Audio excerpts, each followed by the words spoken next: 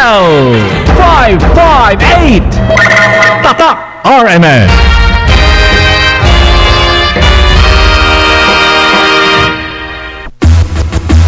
Narito na ang numero 1 pagbabalita sa radyo na araw-araw. Pinakikinggan sa Luzon, Visayas at Mindanao. KBP Golden Dove Best News Program. Mula sa Head News Center ng pinakamaraming himpilan at number 1 na radio network ng bayan, RMN. Ito ang numero 1. RMN News Nationwide. RMN News Nationwide.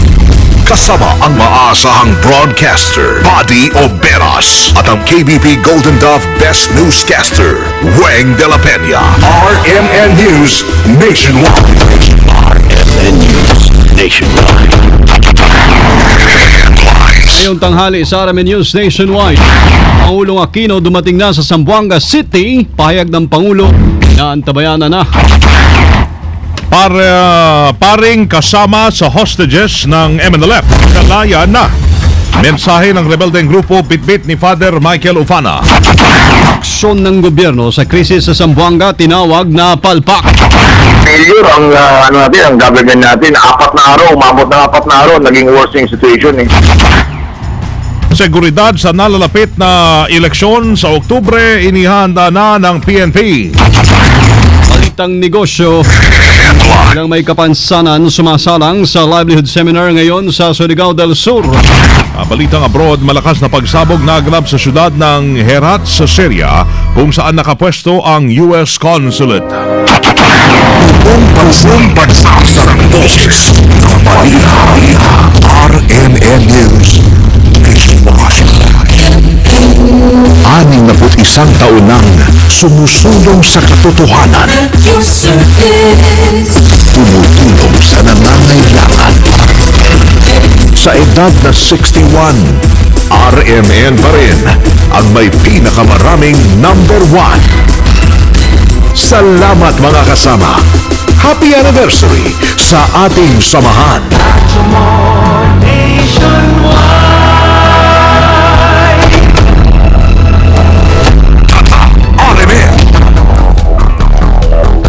Mabuhay Pilipinas, tanghali po ng Biyernes ngayon at 13 ng Setyembre 2013. Ito ang numero ng RMN News Nationwide. Ako si Buddy Oberas.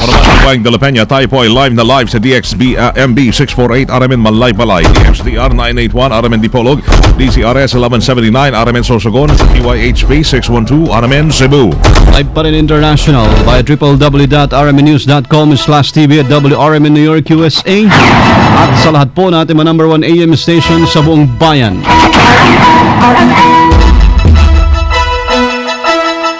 Napasugod na sa Zamboanga City si Paolo Noynoy Aquino para personal na makita ang sitwasyon ng kaguluhan doon ayon kay Communications Secretary Ricky Carandang. Alas 7:30 ng umaga na umalis po ang Pangulo dito sa Maynila. Alas 10 ng umaga lumapag ang sinasakay aeroplano niya sa Zamboanga.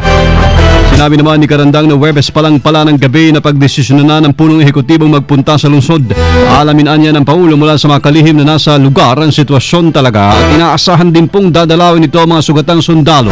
Wala namang makapagkumpirma sa palasyo kung bukod sa assessment sa sitwasyon ay may pagnegosasyon din ng Pangulo sa MNLF sa Zamboanga City.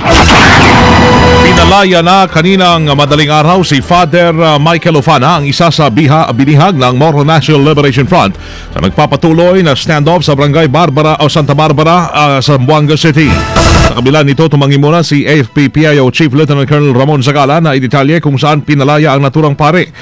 Nasa pangangalaga na ngayon ng ang pare at nasa Camp Batalya ng PNP Zamboanga City si Father Ufana at sumasailalim sa medical examination at debriefing. Inaantabayan din ngayon ang magiging pahayag ni Father Ufana kung saan sinasabing posibleng ilahad nito ang mga demands ni MNLF leader Javier Malik sa pamahalaan. Samantala, sinabi naman ni Father Michael Alejo ng Crisis Management Committee, inilabas ng MNLF si Father Ufana kasama ang 2 labi na narecover ng tropa ng gobyerno. Inilabas ang mga bangkay para mabigyan ng maayos na libing. Palpak umano ang aksyon ng pamahalaan sa Zamboanga, stand-up Sa interview ng RMN kay Barangay Kagawad Santa Calina, Jimmy Villaflores, sinabi nitong nakakadismayang umabot pa nilang araw. Hanggang ngayon po, hindi pa rin tapos talaga yung putukan sa gitna ng tropa ng gobyerno at ng MNLF. Hit pa niya bakit ngayon lamang naisipan ng pamahalaan magpadala ng grupo makipag-usap sa mga rebelde. At ilang araw na rin naroon sa syudad si DILG Secretary Mar Rojas. Pero wala namang nagawa para makipagnegosasyon sa MNLF.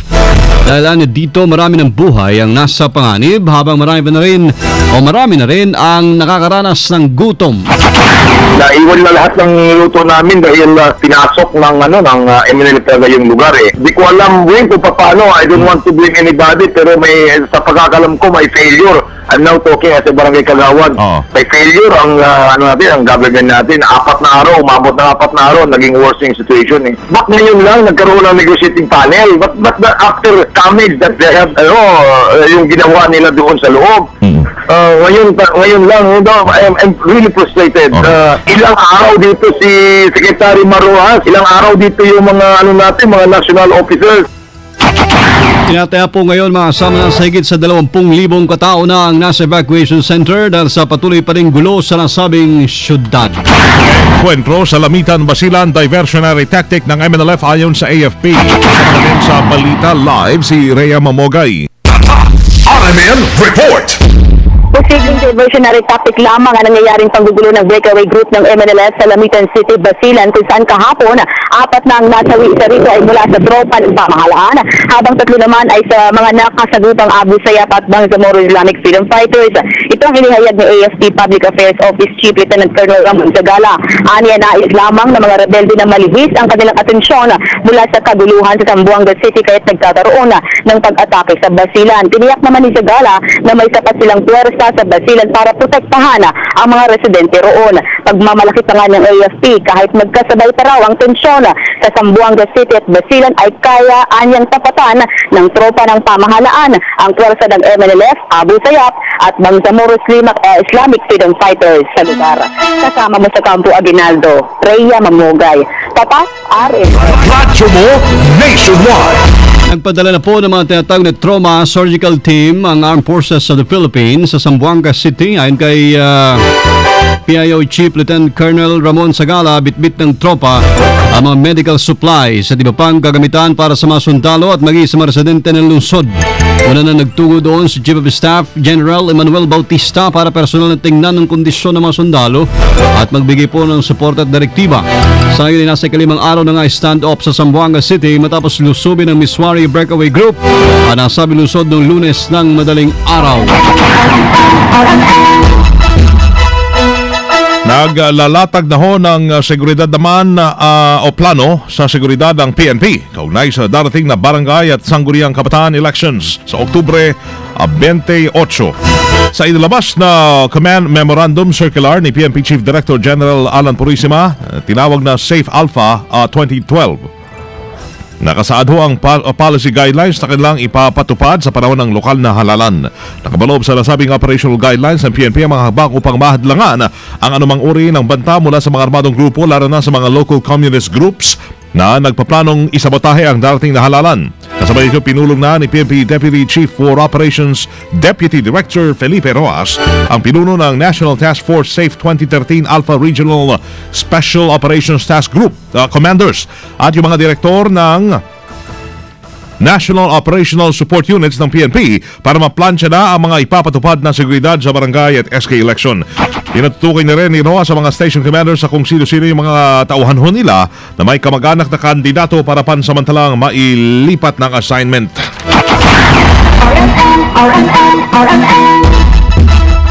Ayaw muna magsalita mga kasama ni Bureau of Internal Revenue Commissioner Kim Henares. Kaugnay naman ito sa investigasyon ng kanilang kawanihan sa pagbabayad po ng buwis ng tinaguriang pork barrel queen na si Janet Lim Napoles. Sa interview ng RMN kay Henares, sinabi nito na confidential ang nasabing pagsisiyasat kung kaya't hindi rin niya masasabi kung mabigat ang mga ebidensyang hindi nga umano nagbabayad ng tamang buwis si Napoles. Maging ang kumpanya niya ng JLN Corporation, hindi na rin muna masasabing may paglabag sa BIR.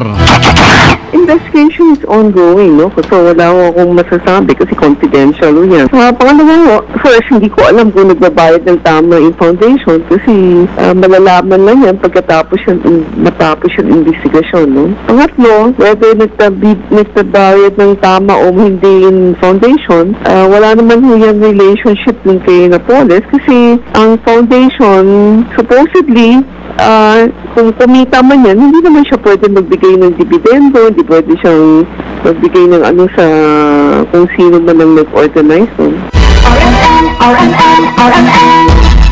Kanyang dumistansya ho sa pag-alis ng ilang chief of staff na mga sangkot sa pork barrel scam. Kasama natin sa Balita Live si Deo de Guzman. RMN Report! Ayaw nang sumausaw pa ng Palasyo ng Malacanang sa usapin ng pag-alis umano ng ilang chiefs of staff ng mga senador at kongresista na nasangkot sa pork barrel scam. Nabatid kasi na napabalitang umalis na sa bansa si Attorney Gigi Reyes, dating Chief of Staff ni Senate Minority Leader Juan Ponce Enrile noong nakaraang buwan na pumunta umano sa Macau. Ayon kay Communications Operations Secretary Herminio Sani Coloma, ang Department of Justice ang namamahala sa investigasyon sa pork barrel scam, kaya ito din ang may alam kung sino ang mga personalidad na dapat isama sa mga masasambahan ng kaso. Ang Bureau of Immigration naman anya ay nasa ilalim ng DOJ ang may kakayahang isama sa watch list ang mga dapat isama nang hindi makaalis ang mga ito sa bansa. Nabatid na base sa balita ay wala umanong return ticket si Reyes nang pumunta sa Macau. Kasama mo sa Palasyo ng Malacanang, Deo de Guzman, Tatak RMN. Radyo mo nationwide. Ang Senado naman wala pong planong igiit ang legalidad ng pork barrel. Kasama natin sa Balita Live, Grace Mariano. RMN Report! Babalikan natin si Grace Mariano. Ang aksyon ng gobyerno kontra PDAF kulang pa rin. Kasama natin sa balita si Conde Batak. RMN Report! Kulang at pakitang taon na lamang ang pagbuwag umano sa pork barrel fund ng mga mambabatas at sa investigasyon sa PDAP scam ng Senado. Ito ang giniit ni Gabriela Representative Emmy De Jesus sa gitna ng panibagong kilos protesta sa Luneta kaugnay pa rin sa pork barrel scam. Ayon kay De Jesus, ang investigasyon sa kontrobersiya at ang pagbuwag sa pork barrel ay maliit na bahagi lamang ng napakalaki pang pagwawalda sa pera ng mga taxpayers.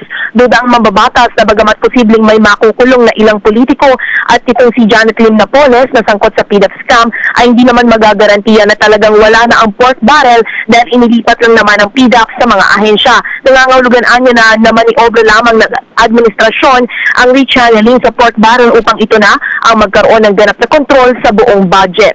Kasama mo mula sa Kamara, Conde Batak, Tatak RMN. Radyo mo nationwide. Balikan po natin ang balita may kaugnayan sa Senado na walang planong igiit ang legalidad ng pork barrel pa rin.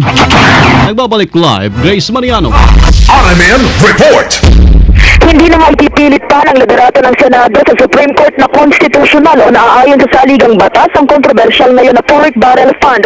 Ayon kay Senate President Franklin Drilon sa pagdalo niya sa oral argument sa Supreme Court ay bibigyan din lang niya na handa ang Senado na sundin anuman ang magiging pasya ng kataas-taasang hukuman kaugnay sa pork barrel system. Hihimokin lang din ni Drilon ng mga maestrado na ikonsidera ang jurisprudence o ang dalawang nauna ng pagkilala ng Supreme Court na legal ang paggamit ng Senado at Kamara ng pork barrel na tinatawag noon na Countrywide Development Fund o CDF. Ang katwiran kasi ni Drilon, hindi na nila kailangang ipaglaban ang kanilang Priority Development Assistance Fund o PDAP dahil nauna nang nagdesisyon ng Senado na huwag galawin ang natitira nilang pork barrel ngayong taon. Nais din na anya nilang ipasuspindi na ito sa susunod na taon mula 2014. Kasama mo sa Senado, Grace Mariano, RMN. Radyo mo nationwide. Ang affidavit naman ni Napoles na isumite na sa Manila RTC. Kasama natin sa Balita Live si Angel Ronquillo. RMN Report! Nagsumite na nga ng reply affidavit sa korte ang company Janet Lim Napoles hinggil sa kasong perjury na isinampan nito laban sa mga whistleblowers ng pork barrel anomaly. Ang mga abogado lamang ni Napoles sa Senator ni Tristan Zuleta at Attorney Takahiro Aman ang lumutang sa korte at nagsumite ng kanyang affidavit na batida tatlong magkakahiwalay ng kasong perjury ang isinampa ni Napoles laban kay Bernhard Luy, Merlina Sunyas, Arturo at Gertrudes Luy, ang mga magulang ni Ben Hur at mga kapatid na sina Arthur at Annabel. Samantala, matatandaan na unang noong pagdinig noong nakarang linggo, hindi nakasipot ang ama ni Ben Hur na si Arturo at kanyang kapatid na si Arthur. Ayon kay Manila Assistant Prosecutor Philher Noel Inovejas, ang hindi pagdalo ng dalawa ay nangangahulugang waive na ang kanilang karapatang magsumite ng counter affidavit.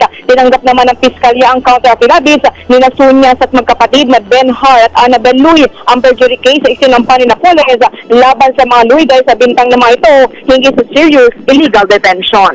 Kasama mo sa lungsod ng Maynila, Angel Ranquillo, Tatak, RMN. Radyo mo, Nationwide RMN News, Negosyo. Sa pangkalakalan mga kasama, ay na po na may mga kapansanan o persons with disabilities sa Surigao del Sur ang sumasala ngayon sa 2-day livelihood meat processing training. Ang project ay bahagi po ng basic services ng local government unit na naglalayong mabigyan ang kabuhayan ng mga PWDs sa komunidad. 30 benepisyaryo ang kinuha mula sa Barangay Tina at 30 rin sa Barangay Karumata. Ang livelihood seminar ay magtatapos po ngayong araw sa pangunan ng TESDA Provincial Office. RMN News Abroad. Na italaho ang malakas na pagsabog kung saan nandoon ang US Consulate sa syudad ng Herat sa Afghanistan. Sinundan ito ng matinding labanan sa pagitan ng mga militante at security forces. Dahil dyan siyam ang sugatan habang inaalam pa kung may mga namatay. Isang nagpakilalang Taliban member ang umamin na siya ang nasa likod ng naturang pag-atake. Live tayo mga kasama mula sa RMN News Center, Makati City, Metro Manila, Philippines. Inyo pong narinig ang numero ng RMN News Nationwide, Biyernes 13, 2013. Sa mga taga-Naga, susunod na dyan si Ed Ventura sa RMN News na Radyo Balitang Naga sa DWNX 91.1. Panoorin pa rin ang po naging pagbabalita ngayong alas 12 ng tanghali. Sa YouTube yan, itype lamang ang RMN News Nationwide. Thank you Lord, muli po tayo nagkasama-sama. Salamat dito sa inyo naging panahon sa amin.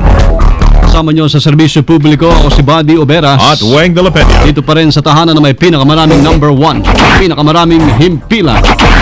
RMN Radyo mo Nationwide. Pinakamalaking mga balita abot sa bawat Pilipino saan man sa bansa. RMN News Nationwide. Para sa Linden PhilHealth, alas 12:17. Init, ulan.